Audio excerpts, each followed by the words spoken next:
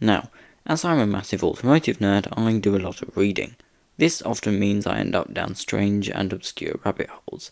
This video is a result of one of those rabbit holes, as the other day I found myself on the Wikipedia page for an old Land Rover competitor called the Landmaster, which sounds like some sort of Aldi knockoff.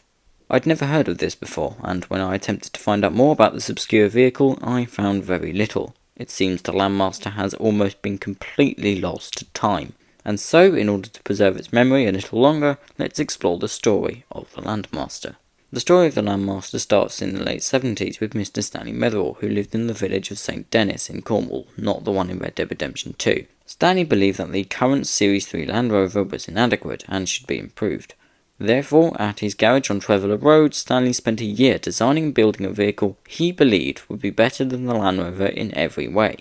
He claimed the Landmaster could do everything a Land Rover could do, was more equipped than a Land Rover, and was cheaper.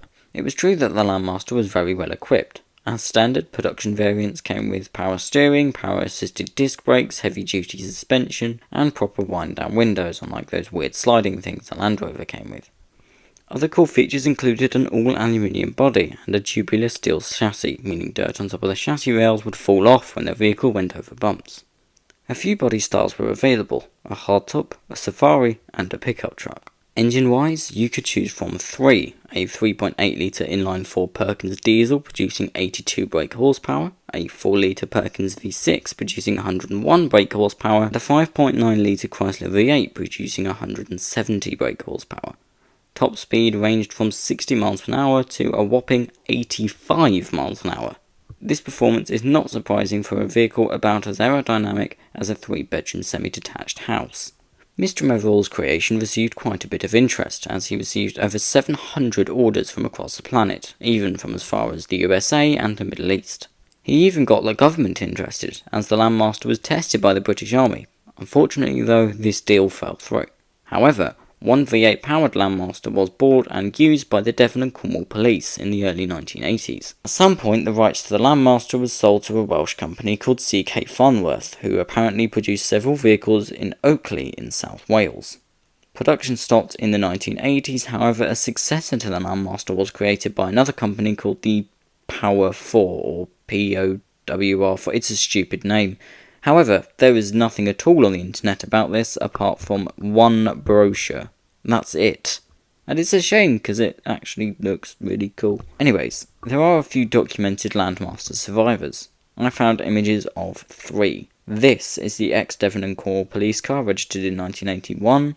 This is a pickup version also registered in 1981. And this is an extremely low quality image, and I cannot read the license plate. Christ almighty, was this taken in 1854?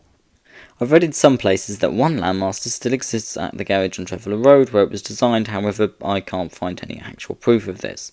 Also, apparently one remains on the road, but this is just a rumour. I'm not sure how old these photos are, so the surviving vehicles may no longer exist, or maybe in much, much worse condition. How many left was no use, as due to the low volume of production there aren't any registration records. I do wonder though if there are any out there in decent condition. The story of the Landmaster is a sad reminder of the finite nature of our existence. We can spend our lives building and working on things that will just be forgotten in a few decades. Some may find this scary and overwhelming, however, I actually think it's quite comforting. All those silly little mistakes and embarrassing moments will eventually be lost, and nothing really matters in the end. However, this is not an excuse to be a terrible person. Live your life with kindness and compassion, and do not be a nonce or a murderer or anything, that's not good. Anyway, apologies for getting extraordinarily deep at the end there. That is it from me today. I hope you enjoyed this video. If you did, please do go down below, leave a like, maybe even subscribe, and I do hope to see you next time. Goodbye.